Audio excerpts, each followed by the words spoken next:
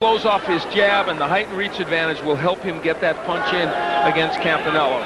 And the rules by the WBO. All right, as we take a peek at these, they are almost identical to the IBF. 10-point must system, 3 knockdown rule is in effect, however. That's one difference.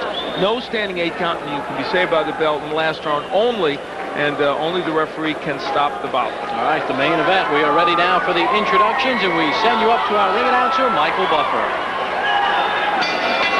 And now, ladies and gentlemen, Mr. Bob Arum's Top Rank Incorporated, along with your undisputed, undefeated King of Beers, Budweiser, proud to be your bud, present the featured bout of the evening. This bout is sanctioned by the Nevada State Athletic Commission, Chairman Dr. Elias Ghanem, Commissioners Nat Carasali, Luther Mack, Dr. James Nave, and Kristen Rivera, Executive Director Mark Ratner, 3 physicians at ringside, Dr. Flip Womansky, Dr. James Wishgame, and Dr. Robert Boyd. The timekeepers are James Cavan and Mike Lachella. This bout is also sanctioned by the World Boxing Organization, President, former light heavyweight champion Jose Torres, WBO supervisor at ringside, Francisco Valcarcel. The 3 judges scoring this bout on a 10-point must system are Paul Thomas, Chuck Jampa, and Bill Graham. And now, ladies and gentlemen, from the MGM Grand, the world's largest hotel and casino and theme park located right here in Las Vegas, Nevada, let's get ready to rumble!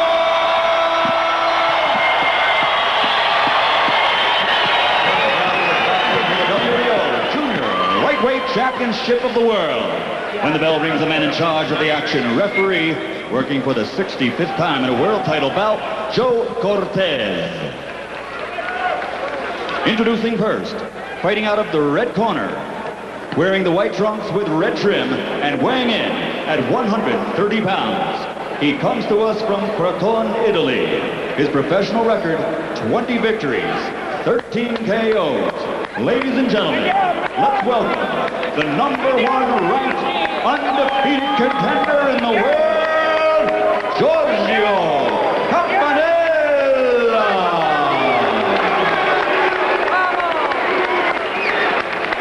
And his opponent across the ring, fighting out of the blue corner, wearing the burgundy trunks with white trim, also weighing in at 130 pounds. This 1992 Olympic gold medal champion is 12-0 as a professional with 11 KOs. Ladies and gentlemen, he is the pride of East Los Angeles, California, the Golden Boy, the WBO Junior Lightweight Champion of the World, Oscar de la Hoya.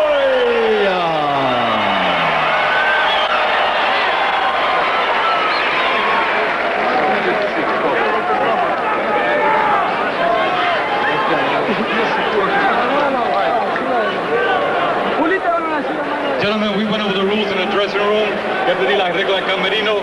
Okay. Give me a good clean fight. Shake hands. Good luck. Hello! All right, Al Bernstein, a pumped-up crowd here for the WBO Junior Lightweight Championship. A lot of people, as you mentioned, coming here to see Oscar de la Hoya, coming out party, if you will. You know what's interesting about Oscar de la Hoya? He looks almost, I don't want to say distracted, but about as calm as you can be, and I'm telling you, almost distracted. Very interesting. Campanella trying to throw that right hand he was holding as well. Yeah, when he walked into the ring, he seemed to be looking at the crowd a lot. Just very relaxed. And down he goes from a left hand. And maybe not focused. That was my point. He has been down before in his career. He's still looking around as if he's more interested in what's going on outside the ring than inside. And Giorgio Campanella will get him interested real quick. Hey, he's hurt by the right hand. It's not a knockdown, but that right hurt him. And he's as dry as a bone. And he's slugging. Campanella has 6 first-round knockouts. And jabbing his way in. Let me tell you, this fight will be won by who lands the best left hook. They're both landing them. Still 2 minutes to go in this first round. And you're right, Oscar de la Hoya is dry as a bone. He does not look warmed up. The pro De La Hoya crowd trying to rally behind him. Well, if Giorgio Campanella needed anything to get over this scene, if he wasn't over it, that knockdown will help him. Sometimes that bunker mentality, us against the world, just focused in. Now, De La Hoya is starting to fight the right way, throwing jabs out there, keeping Campanella busy so he can't just hit him. De La Hoya walked in to slug with Campanella and got a shot, didn't he? Well, there's a right hand that lands. And it all came because De La Hoya started using his skills, the jab and the combination. And of course, it's the second time he's been down as a pro, but that time he was hurt much more than he was against Narciso Valenzuela. Let me tell you, when Campanella cranks that left hook, Bob, he's got a good one. And that's the punch that hurt De La Hoya. Campanella's not done yet, believe me. He's going to land some more left hooks. We'll just see what effect they have. Still not a lot of snap on that jab from De La Hoya. But he's using it well as a rangefinder. And see now, there's something he's got to be careful about, though, De La Hoya. He can't throw too many left hooks early in this fight because that will open himself up to Campanella's left hook. You saw Campanella throw it again. It's a combination. Everything that De La Hoya throws, the crowd will react wildly.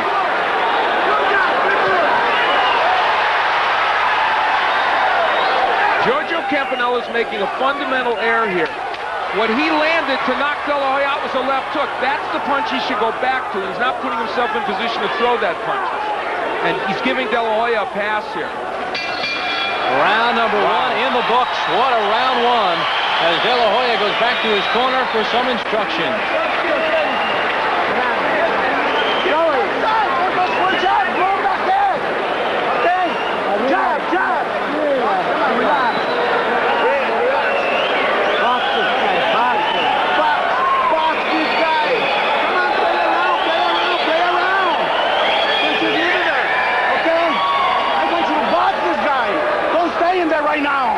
Robert Alcazar couldn't be more precise in what he's saying. And there is why he's saying it. De La Hoya stood in front of Giorgio Campanella. And the reason that he wants him to box is because he stood in front of him and he got hit with left hooks. And he got hit with one specific left hook that really hurt him. And he traded left hooks. And we begin round number two. They touched the gloves. De La Hoya knocked down early in round number one. And as Al, you pointed out, it was the second time in his career that he's gone down in round one. It is indeed, and this time, Bob, it was a much more powerful punch. As you look at the numbers in round one, that ironically, Oscar De La Hoya landing more punches before it was all over. And his trainer, Robert Alcazar, really stepped on the pedal, Al, in between rounds one and two. The things that you had mentioned in round one that Oscar needs to do. Play with him a little, box with him a little. And the movement is important, as is the jab of De La Hoya. That's what I said in that first round before we heard Robert Alcazar. Look at the difference it makes. When you jab first, you can make those things happen. Now the left hook of Campanella is rendered useless. Campanella trying to play back a little bit. Minute gone by in round two. Now, for Giorgio Campanella, we know what De La Hoya needs to do and what he has now started to do effectively. How can Campanella get past that? And that is to bull your way in, be as rough as you need to be, and just start cranking hooks to the body and the head. It's that simple for Campanella. You're not going to outbox Oscar De La Hoya. Don't throw the hook from outside like he's doing. Bull your way in. If you have to rush in head first, Bob, get inside where you can crank up those hooks. There's that jab. We saw it in the Olympics. We saw it in his professional career. When De La Hoya finds that, he's tough to beat. He's almost impossible to beat once that punch gets in there. And I'm going to tell you something. I think Oscar De La Hoya was distracted at the beginning of this fight. I think his mind wasn't in it. And now he's starting to score against Campanella, and is Campanella resting on his laurels of that early knockdown? He doesn't seem to be doing anything to get inside.